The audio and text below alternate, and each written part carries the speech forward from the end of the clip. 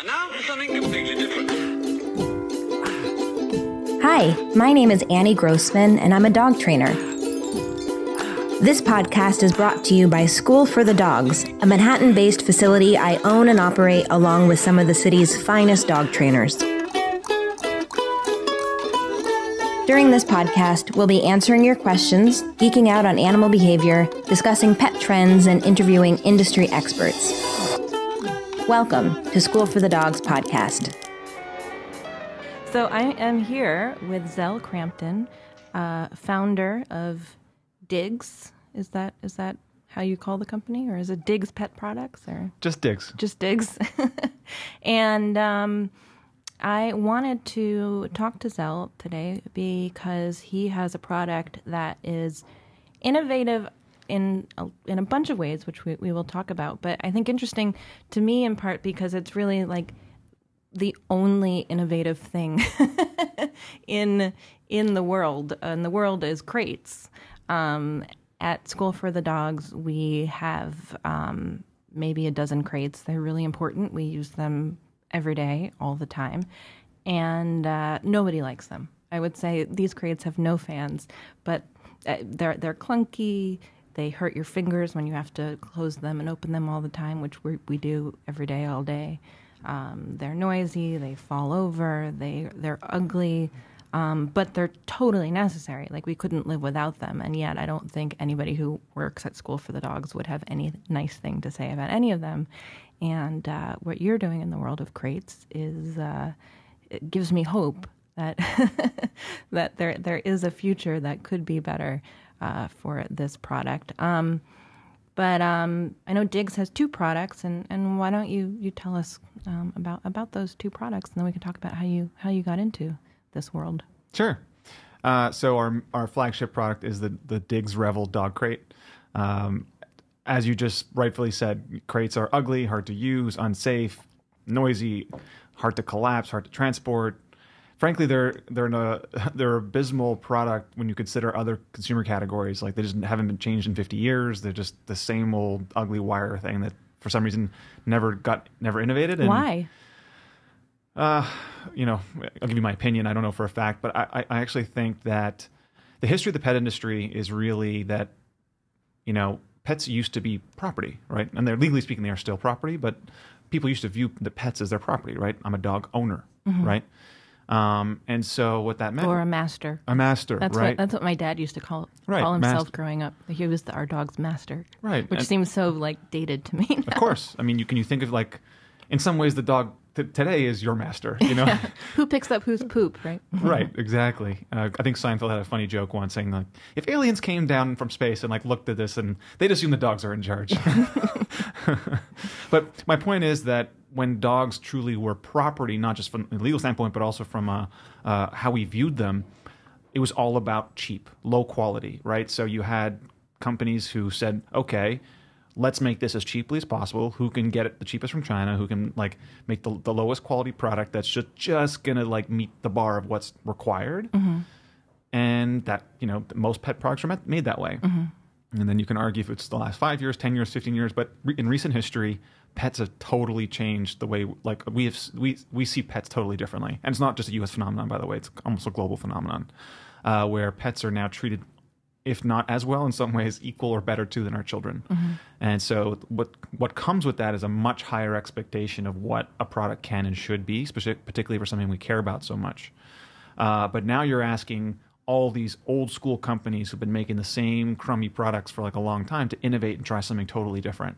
They're just not built for that, right? And so it takes someone to kind of say, okay, we're going to try this differently.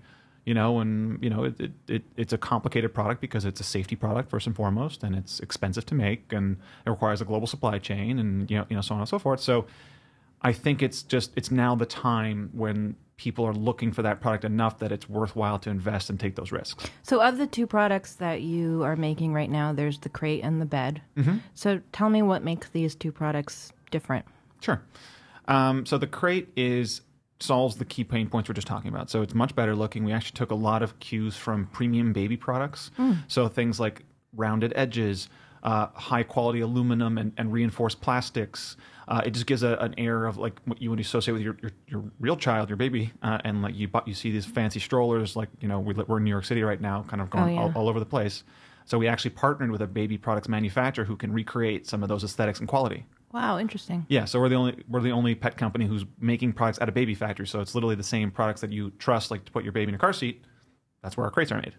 Okay. And which brings me to my second point around safety. So crates, as you alluded to, have all kinds of safety issues, right? From just the simple stuff like pinching your fingers and paws getting pinched. Tell me about it. Yeah. But there are real safety concerns. Things like because they're not structural, they're so flimsy. There have been some horrible stories where you have the dog in the crate and kids playing around at home. Kids jump on top of the crate.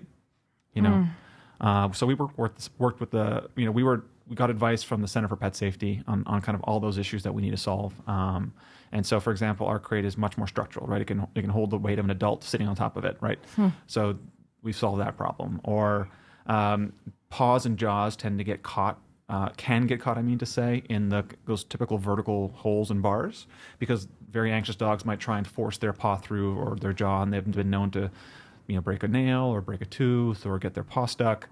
So we changed the shape of the openings so that paws and jaws can go freely in and out without getting caught. And so we've done like extensive testing to make sure with like fake paws that paws won't get stuck. The third thing is ergonomics, right? We talked about like fingers getting caught, but just trying to open the crate, those fiddly latches are kind of a pain for us to use, but dogs have even learned how to open them, right? So we said, okay, let's make this one-handed and impossible for a dog to open. Or let's make, your life easier with things like when you're crate training and you got to calm your dog in the process of crate training or treat or feed them, you have to open the door and they want to squirm right out. So let's make it the ceiling open so that you can pet them and put a treat inside and they can't squirm out.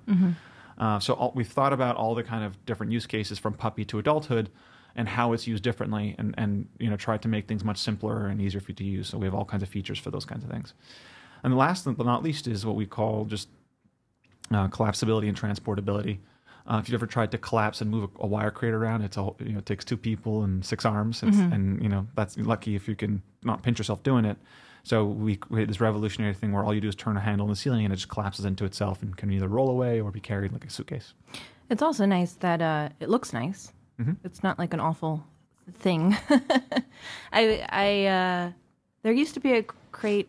It's called the EO crate or the IO crate. Do you know what I'm talking about? I don't. It looked like a dome. Oh, and, right. I've seen that style. Yeah, and it was the only nice-looking crate I think that I'd ever seen, but I think it was like $1,200 or something like that. I'm not sure if they still make it.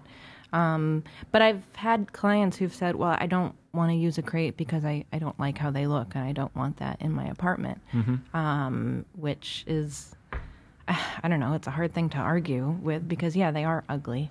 But I think, they're often very necessary. The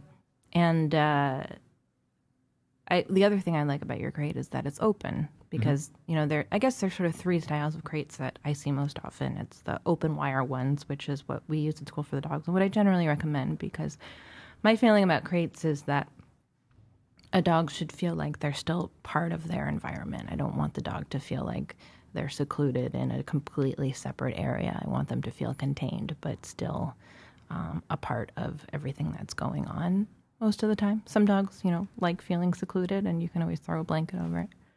Then there are crates that are, I don't know what the term is, like with the plastic sides. And they're often called plastic carriers. Plastic carriers. Often used for transport, actually, less for home use. It's like what I used to have for my cat, like a cat carrier. But yeah, a lot of people do use them for home use, and those are very hard to collapse and hard to clean, and I don't have lots of great feelings about those, although maybe if you're transporting a dog, that's the better way to go. And then there's the fabric ones, which also I think are hard to clean and sort of make the dog feel like they're separated from everything else. But yeah, I think what's cool about yours is that it's not like the biggest eyesore to have in your home. Sure, and look, I mean, just going into the whole kind of debate between open and airy versus kind of closed, and the truth is, and the whole need for crates in the first place, dens come from wolves originally, and wolves are den animals. So dogs naturally feel more comfortable in smaller, darker, confined spaces, which is one of the reasons that when crate trains, dogs tend to love their crate. They feel safer and calmer. But you can always throw a blanket over it or put it in the closet. But you can't, take the plastic off of one of those plastic carriers. Exactly. Right? So there's two reasons to go open and airy first. One is exactly what you said, right? You can't make something that's already closed unclosed, right? But you can do the opposite, right? So we're actually developing a crate cover in case you do want to make it more closed. Oh, cool. But the other reason is dogs, particularly in warmer climates, can overheat in those other ones, and that's a huge problem for dogs. They don't have as efficient a cooling system as we do, right? And so it's really important for airflow and for and for comfort that dogs have, especially ones that have like thick coats or whatever, to have that air. If they don't, they can overheat, and it's very dangerous for them. And what about the bed? What makes the bed different? Yeah, so our bed is first of all designed to go in the crate. So in our crate's a unique shape, so that, that's one piece. But the bigger-ish thing is, so it's fully washable, it's very soft, luxurious, outside, waterproof. But the big differentiators were the only pet company that I know of that uses what's called Certipure US memory foam. Certipure US memory foam is typically found in the most premium of mattresses, usually baby mattresses, because it's certified free of formaldehydes, heavy metals, ozone depleters, and all kinds of other nasty stuff. And the reason we brought that to the pet industry is that, if we feel like we want to keep our baby around a more pure, higher quality product, why wouldn't we want the same for our pet, right? There's no such thing as a truly chew-proof bed. Like some dogs will get through if they really want to chew on a bed and they get through to the foam. So we have the opinion that if that's the case, then at least let's make the product as benign as possible, because traditional foams are... As edible as possible. Well, yeah, I don't want to say edible, but at Right. least you're not going to be exposing your dog to mercury and lead, which is like what you find in the cheap foams that are usually used in dog mattresses. Because again, going back to what I said earlier, the pet industry is historically all about low cost, and so we know that even in human foam, that is not certified, we find those things. So, and we get the cheapest stuff that goes in the dog beds. So we've tried to elevate that.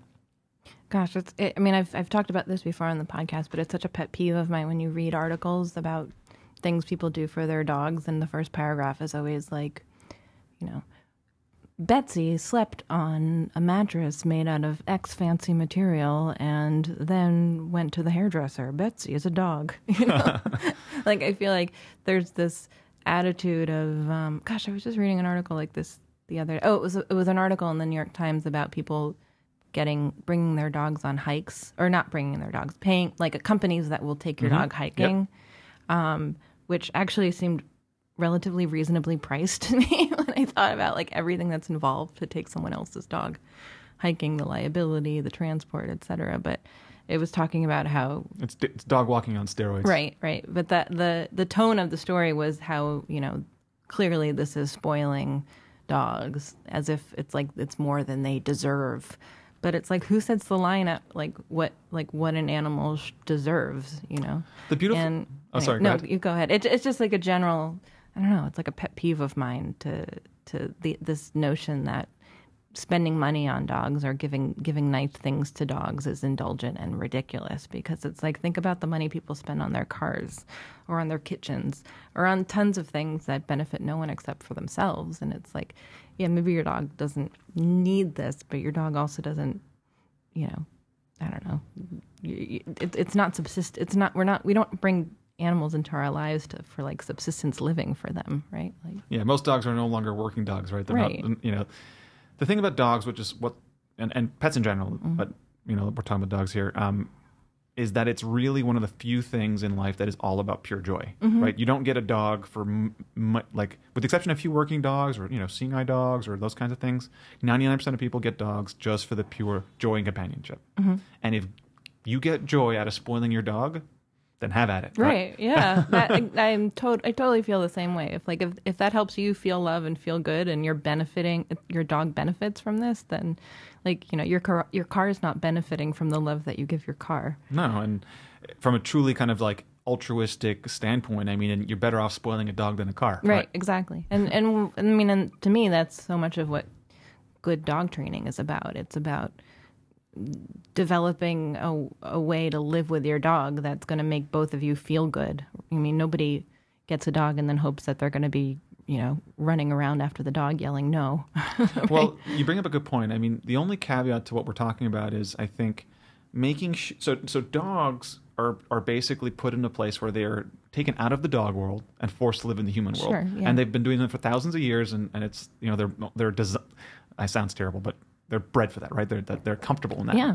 However, they have to learn to live in a human world, and dogs that are not either trained or put in position, given the guidance they need, right? Whether it's structure, whether it's understanding what's their space, not their space, those kinds of things, which feels a little bit like reprimanding to some new dog, new pet parents and stuff like that, is actually making the dog happier because they're learning what the boundaries are and what makes the pet parent happy, and it also makes them feel like they're doing the right thing, and so it brings their energy down. And a crate is a big part of that. I think. I think a lot of people misunderstand positive reinforcement as about being like permissive of everything, and ignoring bad things and praising good things. Where to me, that's not what it's about at all. It's about creating structure where you're not going to get the bad stuff. You're not going to get behaviors you don't like to begin with, because we control so much about our dogs' lives that it's possible to physically control their space and time and energy in such a way that you're only going to get behaviors you like, which you then can positively reinforce, et cetera, et cetera. And I think a crate is a big part of that because, we can physically control where they're spending their time, and if you know where your dog is spending their time, you can have a better idea of what they're doing and give them good stuff in the crate. Yeah, and the dog just learns to say, okay, this is my space. This is the what I'm allowed to do, not allowed to do, and that actually makes them feel calmer. So I like to make the distinction between training and management, training and obedience versus kind of mindset and energy, right? If you want your dog to sit or roll over or jump up or not jump up, that's training. You're just getting to react to kind of our commands. Okay. Versus if you teach your dog how to feel calm and comfortable in an environment, or have tricks to show that you're in charge, that they don't have to worry about being in charge, or things like that, that brings their energy down, and they're more comfortable and they're happier dogs. So I would say that's the divide between operant conditioning and classical conditioning. Operant conditioning being like you want your dog to do X, Y, or Z when you say X, Y, or Z. It's about how they behave, and it's the consequences that are of consequence. Whereas learning by association, aka classical conditioning, that's all about helping your dog feel comfortable, feel like I don't have to worry, feel not fearful, and have a good experience just existing. Which is. Doesn't necessarily have to do with them following your commands or anything like that. It's just a way of them feeling good about the world around them.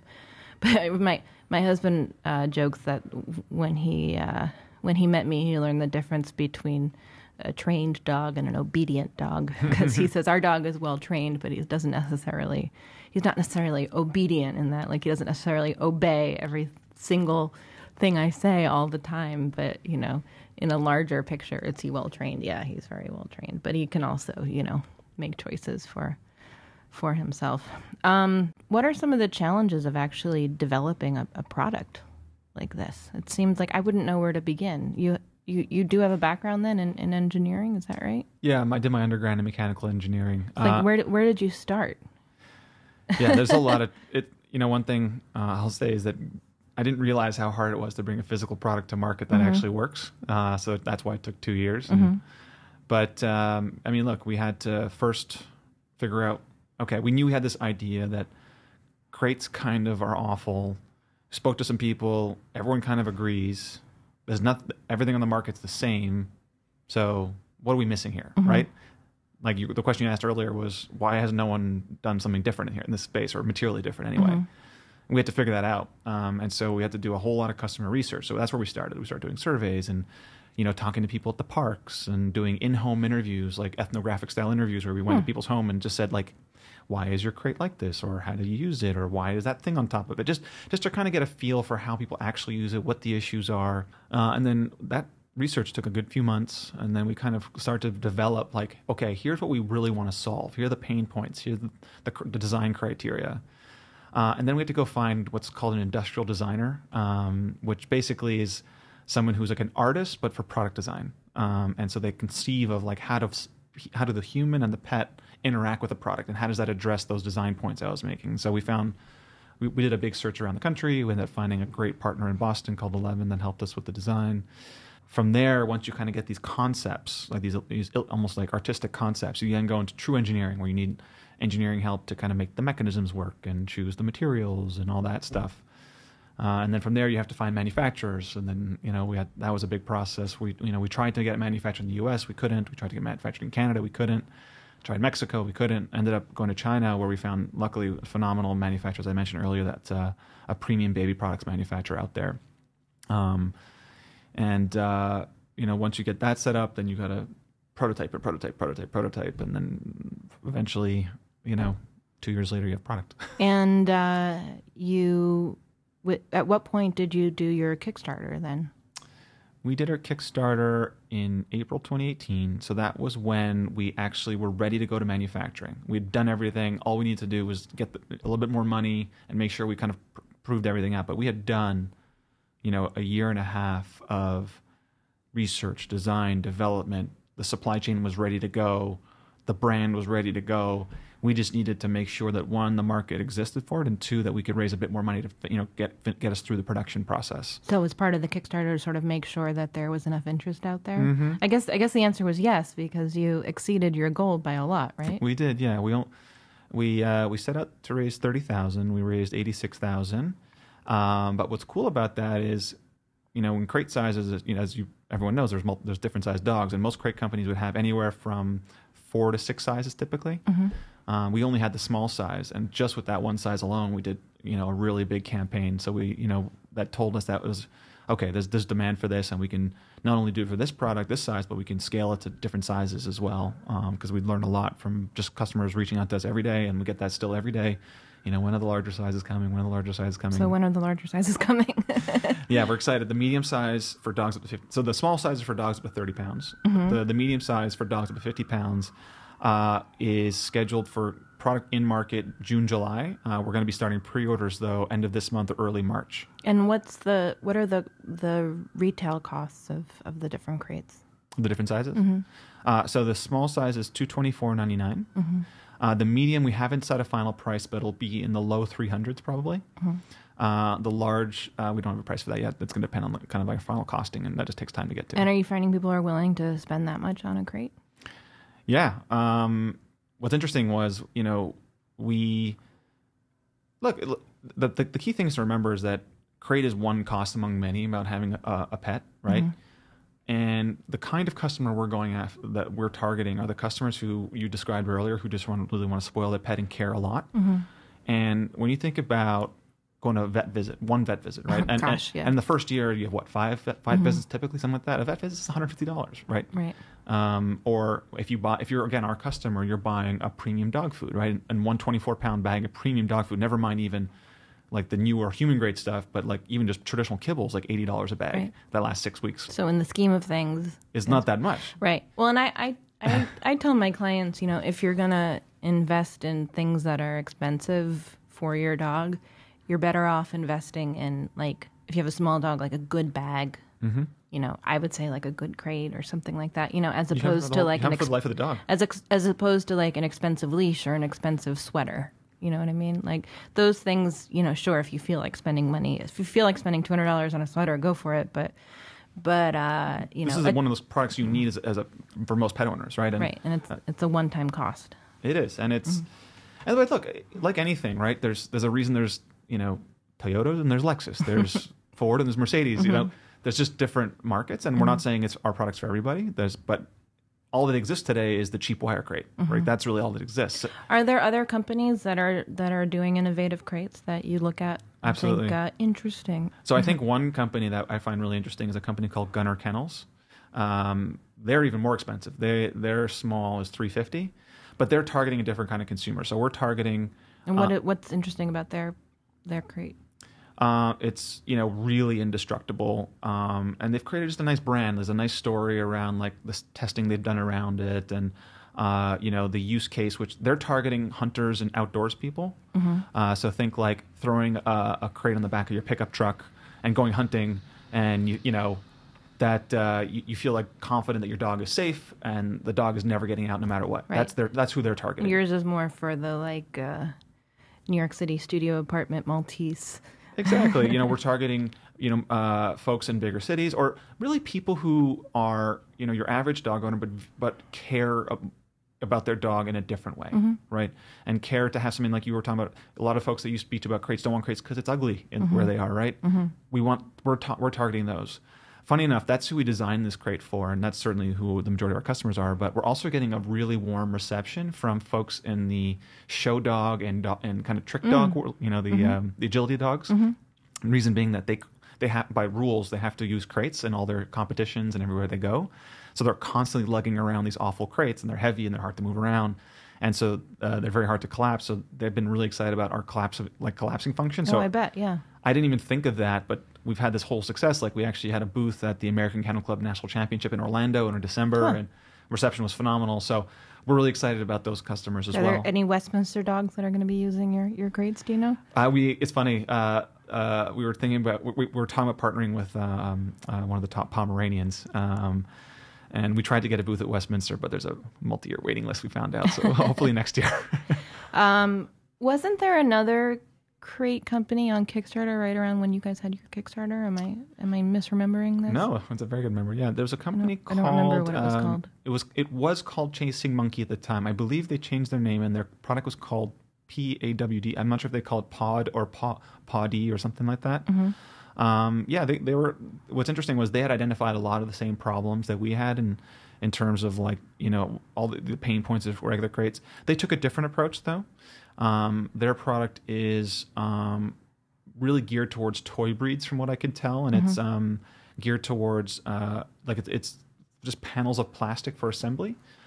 I've never used it. Panels of plastic. Yeah, so think of it like you like a plastic carrier that you assemble. Okay. So rather than collapsing, it pieces together? Correct. It doesn't, I don't want to speak negatively because I've never used it, seen it, touched it, whatever. It just strikes me as more of, it's not very structural, right? So it's not meant for most, dogs that do need containment. But I don't know. I've never seen it. So I know your goal is to develop more products. Is that correct? Can you give us a window into what the future holds? Sure. So when I'll give you sort of the context first, and then I'll get into the future question. Yeah. When we started to look at the dog crate, which was the original idea, because I tried to get a dog crate for my most recent dog and couldn't stand it and whatever, we actually realized that the same problem we see in dog crates is actually true of many pet supplies, like gates and pet strollers and bowls. They're all very similar and haven't innovated in a very long time. So what we realize is what will be really exciting for us is to create an innovative brand in pet supplies, where what we're trying to do every time is bring something new and fresh to the table. Like we won't release something unless it's somehow game changing or somehow different. So we're going to be focused on certainly bigger sizes for the crate. That's obvious. A lot of accessories for the crate that we want to build out. So this year we're going to do a bowl. We're going to have a crate cover, and I can't give the details yet, but I can tell you both those things are pretty unique and innovative in what we're bringing there. We're going to have we get a lot of requests for just a case to travel with, so you can bring your crate with you. But we're also going to do eventually some really cool maybe tech products, like a camera in the crate. So when you're leaving your dog at home, you can watch your dog in the crate. We're also doing a toy line. We're also, early stages of a stroller and all kinds of cool products where we're really trying to change the game a little bit.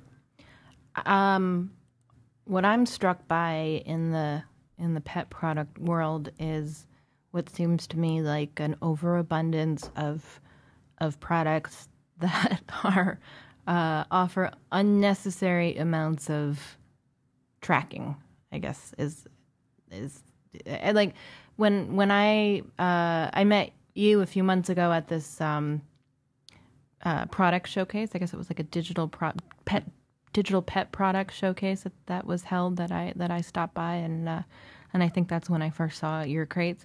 But I was kind of impressed by your crates and your company in that you seemed like the only business there that wasn't offering something that was needlessly Bluetooth enabled. Like everything there was like a bed that weighed your dog and alerted you if your dog gained or lost weight, or a food bowl that measured exactly what your dog ate, or God, I don't even remember, the various kinds of treat dispensers, food dispensers, vacuums that, I don't know, talk to your dog. But balls that, calculated how many times your dog caught it, and it seemed like nuttiness to me. Like how much do we really need to be monitoring all of these things? Like if my dog gains weight, I think I can just tell rather than having a bed that's measuring it. So people are obsessed with tracking their own, their sleep, their food, their weight and whatever. And like, is there a real reason to be extending this to dogs, or is it just like a lack of creativity of trying to figure out new ways to innovate old products other than adding this wireless capability to it? What's your take on this direction? I hope you're not going to be like, well, that's our plan too. No, I'll be like, screw you, Annie. But look, I mean, there's no question we're in an age where digitization of everything around us is happening. Yeah. And it's going to happen, right? Yeah. And I think there are instances where it's useful and cool. But... Sure. And I mentioned the camera for the crate because if you look at it, like people actually do use safety cameras and baby monitors and all that kind of stuff. No problem with that. I think what you're referring to, though, is the people who are, or the companies that are coming out that are just like seem to be putting on some sort of accelerometer or some sort of Bluetooth, like you said, just for the sake of it. And I think there is a feeling that if you bring anything like that to market, that people are just going to kind of get excited about, oh, it's cool, it's new, it's innovative.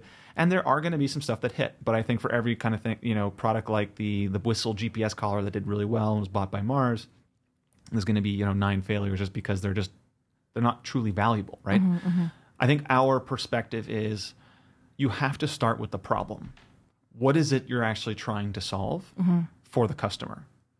And if you start with the premise like, oh, this is cool, versus, oh, I'm solving a problem, I think you're going to run into this whole, I'm going to make this thing because it's cool, and maybe someone will buy it. But most people won't, because it's not really addressing any issue. And then if you go through to I'm solving a problem, you're saying, talking about overweight dogs. Well, I want to know if my dog is overweight.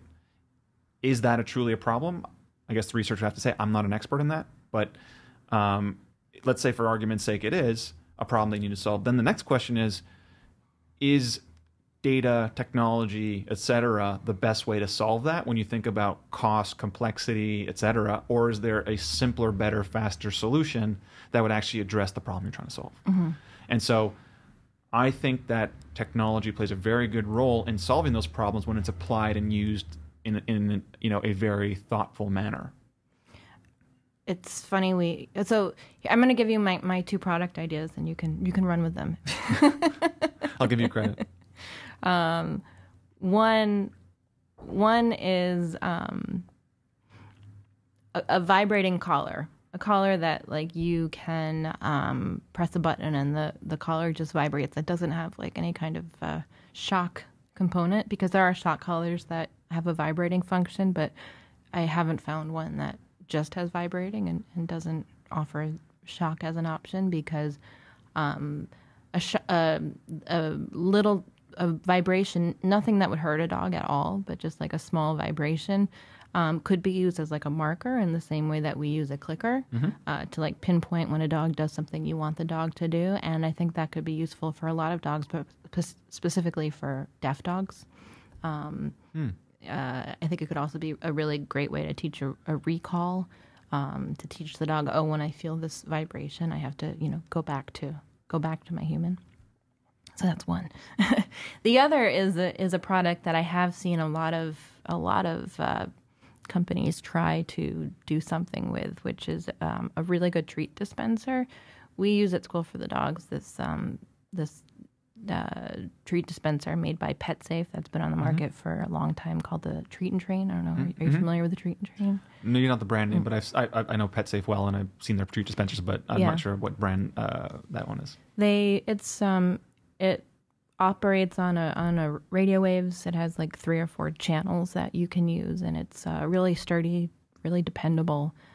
You can use a lot of different kinds of hard treats in it. I think it's a really great product, but it's not Bluetooth enabled. It's not wireless enabled. It doesn't have a camera on it, which I think it's kind of fine. Like it for what it is, it's excellent. But I've seen so many other companies in the last 4 or 5 years come out with treat dispensers that have all kinds of bells and whistles and just don't work as well as this sort of like basic device, including we had one that we got to try at the studio. I think it's called the Pet Z.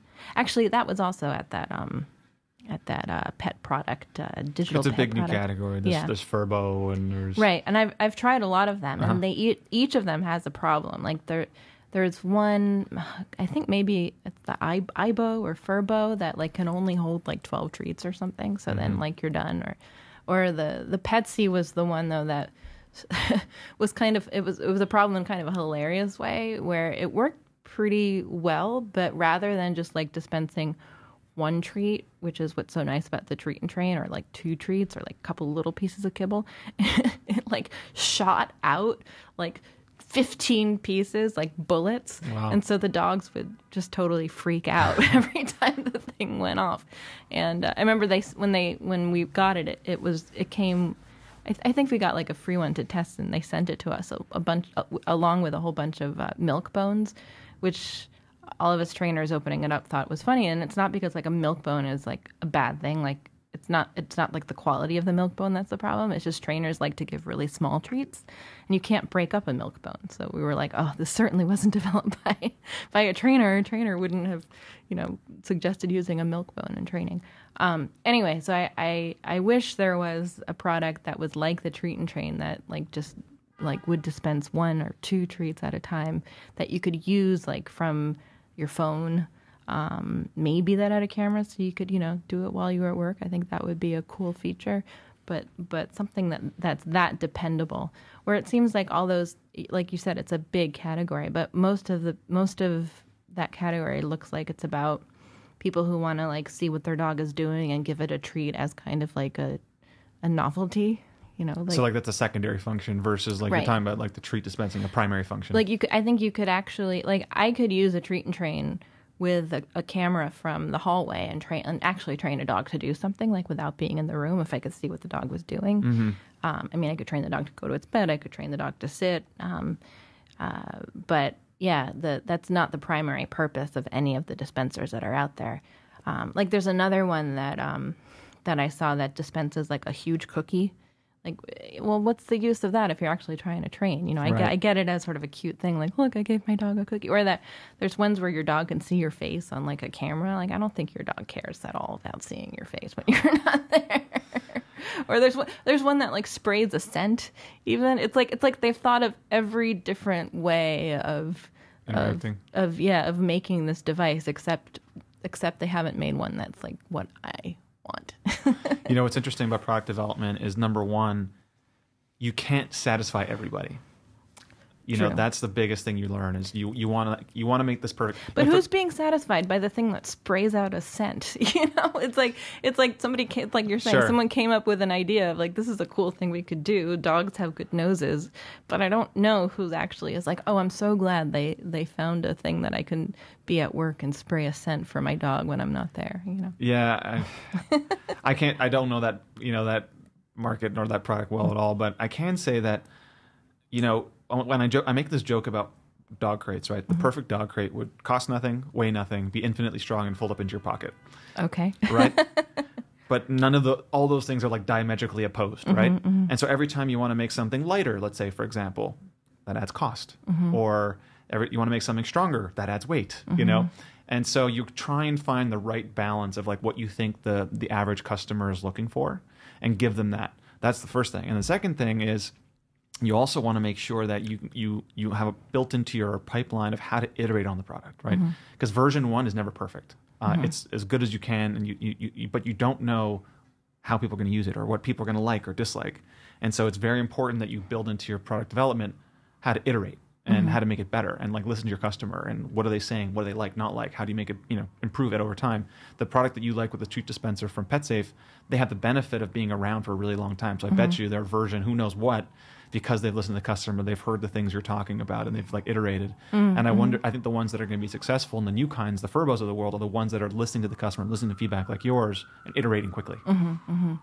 Right, except I think most people don't think about dog training, right? Most people aren't designing for the dog trainer. Maybe not. But I hope to change that. Well, I see dog training as something that's happening all the time, something that affects anyone who has a dog. Yep. And something that doesn't have to be like it doesn't have to be a job, it doesn't have to be a chore. It should be a fun thing, and anyone who has a dog is training their dog. But I know that I'm in the minority of people. Most people don't give dog training a second thought. Well, it's been so good to talk to you. Is there anything we haven't touched on that you want to mention? No, it's been a fun conversation. Where can people find the Revol? On our website, diggs.pet, diggs.pet. You can also find it in a few stores now in the New York area, in Pet Pantry Warehouse. Right now, we're at a pop-up. Where's Pet Pantry Warehouse? We're in a few locations: Rye, New York, Riverside, Connecticut. And we're now in a third in a pop-up store called Batch in San Francisco, and we'll be launching. Is that like a pet place, or they have it's a pet exhibit right now of various brands, and it's right in Russian Hill, so it's a really cool area, and you can go check out. Like we've got a display there, and you can learn about the product from the staff there. And we're also we're going to be launching at Healthy Spot in a couple locations in Southern California. In mid-February, so you can go check that out there as well. But right now we're available on our website, diggs.pet. Okay. I look forward to your next products. Yeah, I look forward to it as well and talking to you further. All right. Thank you so much, Zel. Sure, thanks. Our woof shout out this week goes to my good dog friend Gilby, the French bulldog. I think I've mentioned him on this podcast before. He can be found on Instagram at GilbyChris. His human is our podcast producer Alex Chris and her husband Benny. And Gilby has the best go-to crate that I've ever seen. He when he's time for him to go to his crate, he zooms into it so quickly. It's really something to be seen. You wouldn't think a little French bulldog could move so quickly. I'll put up a video this week of it on Instagram, and if you have a good video of your dog going into his crate with a lot of speed, share it with me. Just go ahead and tag at School for the Dogs on Instagram. And our fun dog fact of the day, so, the State of the Union was the other day, and it just got me thinking about how President Trump is always referring to people as dogs in a derogatory way. So he's always calling people dogs. It got me wondering how many people actually call their dog by his name. And my attempt to research this led me to New York City's database of registered dogs, which was most recently updated in September 2017, and according to this database, which I will link to in the show notes, there is only one dog named Trump in New York City. He is a Papillon who lives in the Bronx, but there are 7 dogs named Donald throughout the 5 boroughs, and there is one dog, a Yorkie, who lives in the Midwood section of Brooklyn, named Ivanka. All of these dogs seem to have been born before the 2016 election, and I should mention that it looks like there are no dogs in New York City named Eric.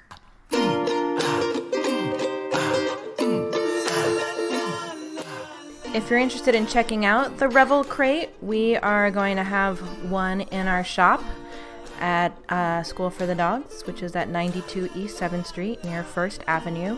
You can also find it at storeforthedogs.com. You can get there directly if you go to schoolforthedogs.com/Revol. That's Revol. And through the end of March, get $25 off the Revol crate when you use code SFTD25 at checkout at storeforthedogs.com. Thanks so much for listening. You can support School for the Dogs podcast by telling your friends about it, leaving a review, or shopping in our online store. You can learn more about us and sign up to get lots of free training resources when you visit us online at schoolforthedogs.com.